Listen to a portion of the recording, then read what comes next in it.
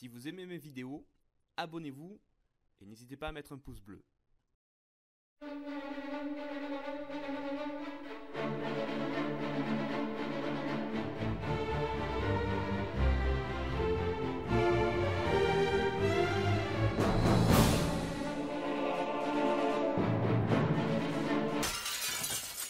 Ah oui, j'ai fait la boulette.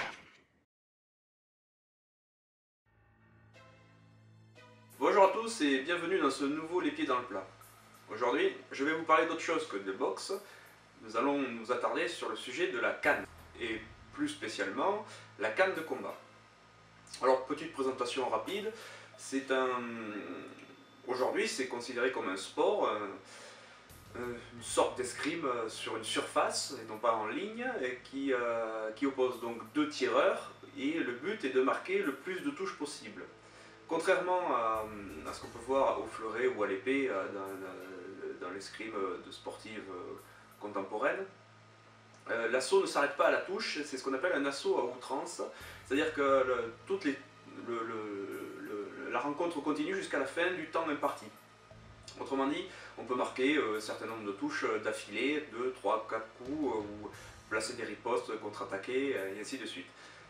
Donc visuellement c'est un sport qui a une certaine esthétique. Sportivement il demande beaucoup de ressources de cardio et d'agilité. Les cannes qui sont utilisées sont spécialement prévues pour cet usage et n'ont plus beaucoup à voir avec les cannes que l'on pouvait trouver au 19e siècle. Il y a des compétitions qui se font au niveau régional, national, voire international, et on retrouve des tireurs dans quelques pays, ce qui donne donc l'occasion de pouvoir faire des rencontres internationales. Au niveau de l'équipement, celui-ci est assez simple, il consiste en un masque d'escrime avec des vêtements rembourrés, légèrement rembourrés, des gants rembourrés, qui permettent donc de moins sentir les coups, sachant qu'il faut bien comprendre que le but n'est pas la victoire par KO, mais la victoire par touche. Donc la puissance est strictement contrôlée par l'arbitre, et il y a des sanctions très vite si cette règle n'est pas observée. On peut aussi voir que les cannes utilisées en compétition sont très fragiles, et lorsque les coups sont trop forts, elles ont tendance à casser rapidement, ce qui quelque part assure la protection des tireurs. Alors comment j'ai découvert la canne de combat moderne? Eh bien par l'intermédiaire de mon professeur de boxe française, de savate boxe française pour être exact, qui donc un samedi, lors d'un cours le matin, nous avait très fortement enjoint à venir essayer la canne de combat. Je vous avoue que parmi moi-même et parmi les autres élèves, l'accueil a été plutôt mitigé, voire légèrement froid, parce qu'on n'avait pas envie de faire de la canne et qu'on avait surtout, on sortait de notre zone de confort.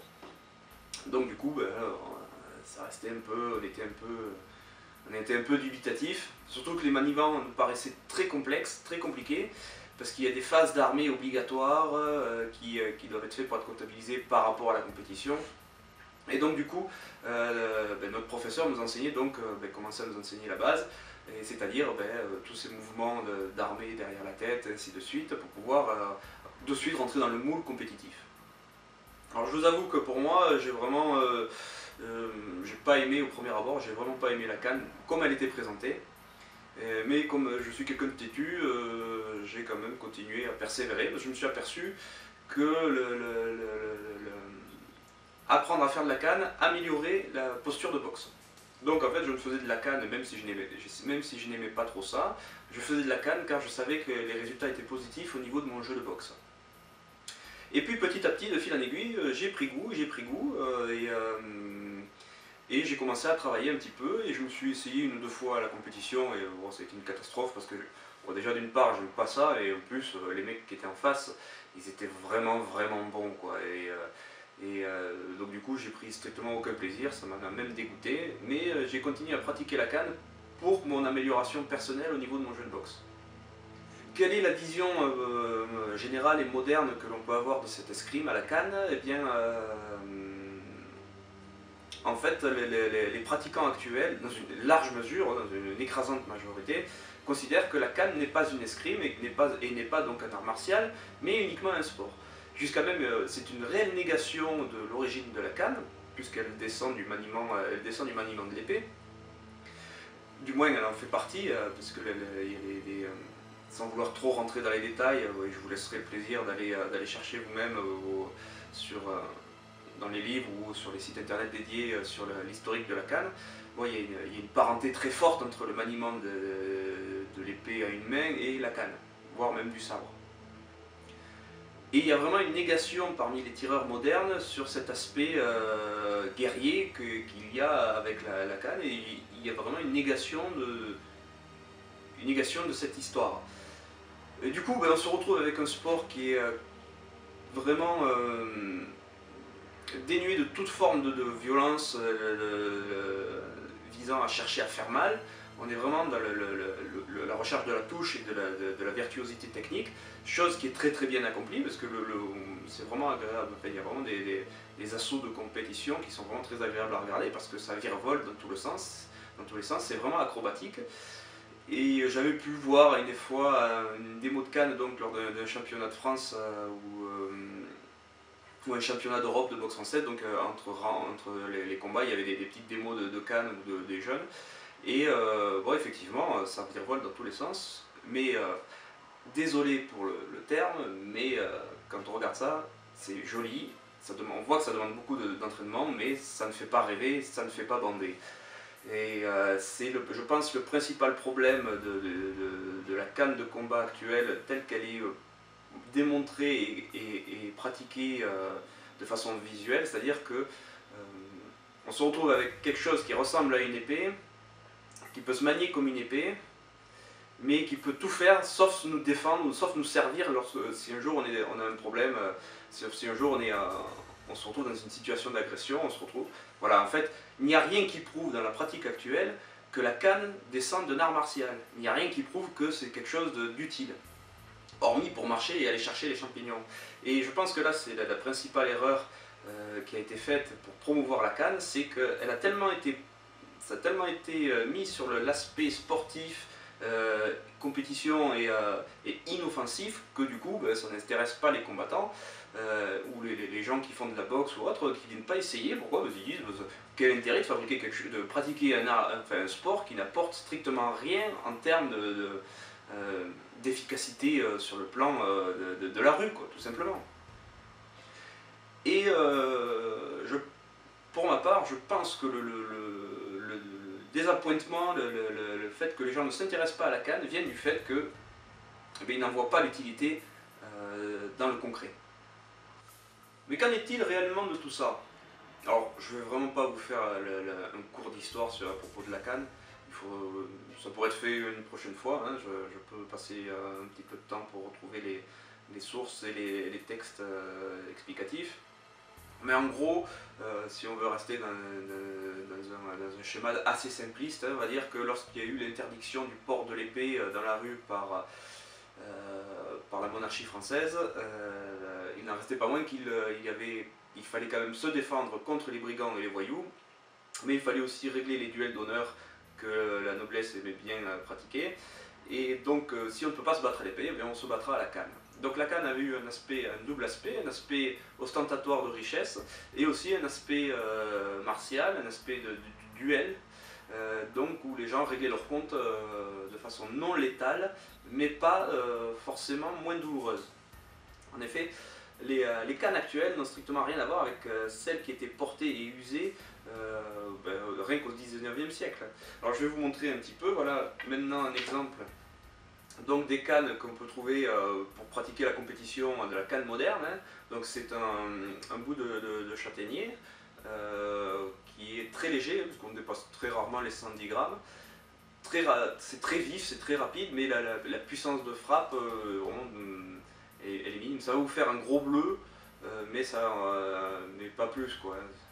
Or ouais, ça fait un gros bleu, c'est très vif, mais on va dire que sur un impact, si on doit l'utiliser à vraiment forte puissance, il y a de fortes chances qu'elle vous casse dans les doigts. Alors qu'on peut retrouver ce type de canne, voilà, par exemple ça c'est une canne à crosse, mais il y en avait droite avec pommeau ou avec bec de corbeille, elles sont déjà beaucoup plus lourdes, hein. On se rapproche plutôt des 250-300 grammes. Et là, l'impact à la frappe, en général la vitesse, fait vraiment très mal. Alors il y a un gros bleu, mais vous passez 2 minutes à chanter parce que c'est vraiment très douloureux. Et là on s'aperçoit très vite de l'usage intéressant en défense, c'est-à-dire que vous n'allez pas forcément... vous pouvez vous abstenir de défigurer votre partenaire, votre adversaire, mais surtout votre agresseur. Mais en frappant dans les jambes ou au niveau du poignet ou des avant-bras, vous pouvez très vite le désarmer sans avoir à le massacrer. Donc c'est vraiment une arme très intéressante pour la défense raisonnée, c'est-à-dire que vous ne devenez pas un criminel avec cet objet, vous ne faites que vous défendre de façon rapide et efficace, et puis voilà, quoi. Le problème en reste là. Une fois que la main est choquée par un coup de canne, bon, bah, il ne peut plus s'en servir pendant quelques jours, mais c'est fini. Et donc c'est vraiment intéressant à ce niveau-là. Et donc nous, pour l'entraînement, on a développé donc ce type de canne hein, qui avoisine les 300 grammes. Et donc on s'aperçoit très vite de l'utilité des coups armés, pour certains coups armés, mais aussi du jeu de l'avant, des coups d'estoc, de l'utilisation du pommeau et tout ça. Donc on va revenir justement sur cette pratique, parce que du fait des règles de la compétition moderne, il y a énormément de techniques qui ont été tout simplement bannies, alors que la canne est vraiment très riche dans son maniement, car vous avez donc les coups latéraux hein, qui viennent donc cingler, les coups sur le sommet du crâne, les coups d'estoc, les coups, ce qu'on appelle les coups de manchette qui viennent par-dessous. Vous pouvez aussi donc changer de main, donc travailler la double garde, mais aussi utiliser le pommeau et toutes sortes de petites attaques qui peuvent vous permettre vous avez un panel de techniques vraiment impressionnant. Au niveau du jeu des parades, vous avez toutes les parades de l'épée, hein. Donc prime, seconde, tierce, quarte, prime haute, prime basse, ainsi de suite. Donc là aussi vous avez un système défensif très complet. Et vous avez deux façons d'user de la canne. Donc vous avez l'escrime, enfin l'armée de devant et l'armée des derrière. Là, donc l'armée par devant est très rapide, beaucoup moins fort, mais très rapide, très cinglant, qui est idéal pour des attaques en riposte.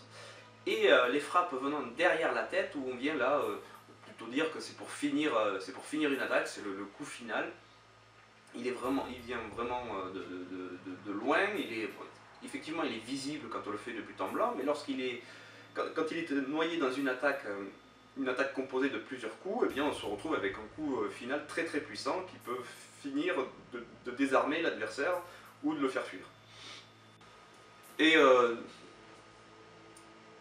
donc en voyant tout ce nombre de techniques, on s'aperçoit quand même que la canne est quelque chose de développé, de très développé, et qui n'a pas pour but que le sport. Et en fait, elle n'a jamais été prévue pour le sport, elle était prévue pour se défendre dans la rue, régler des duels, et avoir un moyen ostentatoire de montrer qu'on n'est pas désarmé. Alors, pour finir mon sujet sur la canne, je dirais qu'il est vraiment dommage de se contraindre à ne jouer que sur l'aspect compétition. On oblitère complètement tout un pan de l'histoire martiale française. Et je trouve dommage voilà, de laisser tomber dans l'oubli cette pratique qui, à mon sens, se complète très bien avec la boxe, puisqu'on peut toujours continuer à donner des coups de pied et un coup de poing, enfin des coups de poing avec le bras qui ne tient pas la canne, hein, on peut continuer à frapper si les distances deviennent trop courtes.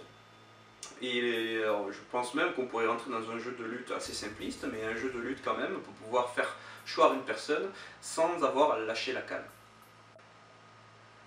Sur ce, je vous ai donné mon avis sur la canne. Vous avez pu remarquer dans de nombreuses vidéos que j'en parle assez souvent, tout simplement parce que c'est vraiment une escrime que j'ai appris à aimer et à découvrir et à pratiquer. Elle est vraiment fantastique, dans le sens où il n'y a quasiment aucune limite. Sur ce, je vous souhaite de bons entraînements, amusez-vous bien et à la prochaine.